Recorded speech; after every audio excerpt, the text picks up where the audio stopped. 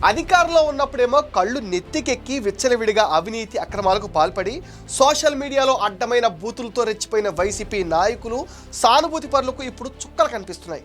ఏదో సామెత చెప్పినట్టుగా చేసుకున్నవాడికి చేసుకున్నంత మహాదేవ అన్న తరహాలో వీళ్ళందరి పరిస్థితి తయారైంది. కేసుల మీద కేసులు పడుతూ ఉంటే ఇప్పుడు వాళ్ళంతా లబో దిబోం అంటున్నారు. జైలు పాలైన వారు కొందరు, పోలీసులు అరెస్ట్ చేస్తారేమోనన్న భయంతో మరికొందరు చస్తున్నారు.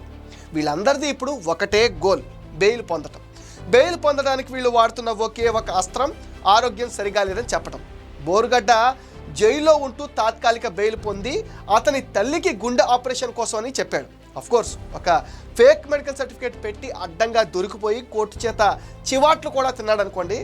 ఇక పోసాని మొదట అరెస్ట్ నుంచి తప్పించుకోవడానికి వాడిన అస్త్రం కూడా నేను గుండె సంబంధించిన చికిత్స తీసుకుంటానని చెప్పుకోవటం. అది వర్కౌట్ కాలేదు. జైలు పాలైన తర్వాత పీటీ వారెంట్తోనే వేరే పోలీస్ స్టేషన్కు పోలీసులు అరెస్ట్ చేయడానికి వస్తే గుండె నొప్పి అంటూ నెక్స్ట్ లెవెల్ యాక్షన్ చేశాడు. అది అబద్ధం అని తేలి ఒక కామెడీ పీస్ అయిపోయాడు. ఇక మిథున్ రెడ్డి ముందస్తు బెయిల్ పొంది పెద్దిరెడ్డి రామచంద్రారెడ్డి చెయ్యి ఫ్రాక్చర్కి ఆపరేషన్ అయ్యింది, నేను హాస్పిటల్కి వెళ్ళి నాన్నను చూసుకోవాలని చెప్పాడు. ముందస్తు బెయిల్ రాకముందే పెద్దిరెడ్డి హాస్పిటల్ నుంచి డిశ్చార్జ్ కూడా అయిపోయారు. అదే రోజు సాయంత్రం ఒక జాతరకు కూడా అటెండ్ అయ్యారు.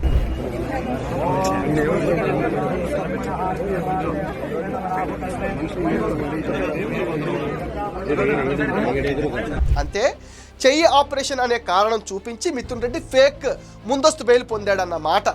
ఇక కొడాలి నాని గుండె సంబంధించి 3 వాల్వులు బ్లాక్ అయ్యాయని ఏఐజీలో చికిత్స పొందుతున్నాడనేది కూడా అరెస్టు నుంచి తప్పించుకోవటానికే అని కూడా అనుకోవచ్చు. వంశీ బెయిల్కు కూడా వెన్నునొప్పి కారణాలు అయితే చెప్తున్నారు, కానీ అవి వర్కౌట్ కావటం లేదు. వీళ్ళందరూ జగన్ అధికారంలో ఉన్నప్పుడు రెచ్చిపోయిన వాళ్లే. వ్యవస్థలను మేనేజ్ చేయడంలో వైసీపీ పెద్దలు నిపుణులు.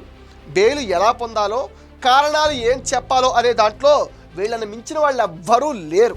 తప్పుడు పనులు చేయటమే కాదు, ఎలా తప్పించుకోవాలో కూడా వీళ్లకు తెలిసినంత బాగా ఇంకెవ్వరికీ తెలియదు. కూటమి ప్రభుత్వం వీళ్ళ విషయంలో ఇంకొంచెం కఠినంగా ఉండాల్సిన అవసరం ఎంతైనా ఉంది. లేకపోతే వీళ్ళు చెప్పే సొల్లు కబుర్లు, శ్రీరంగ నీతులు మనం వినాల్సి వస్తుంది.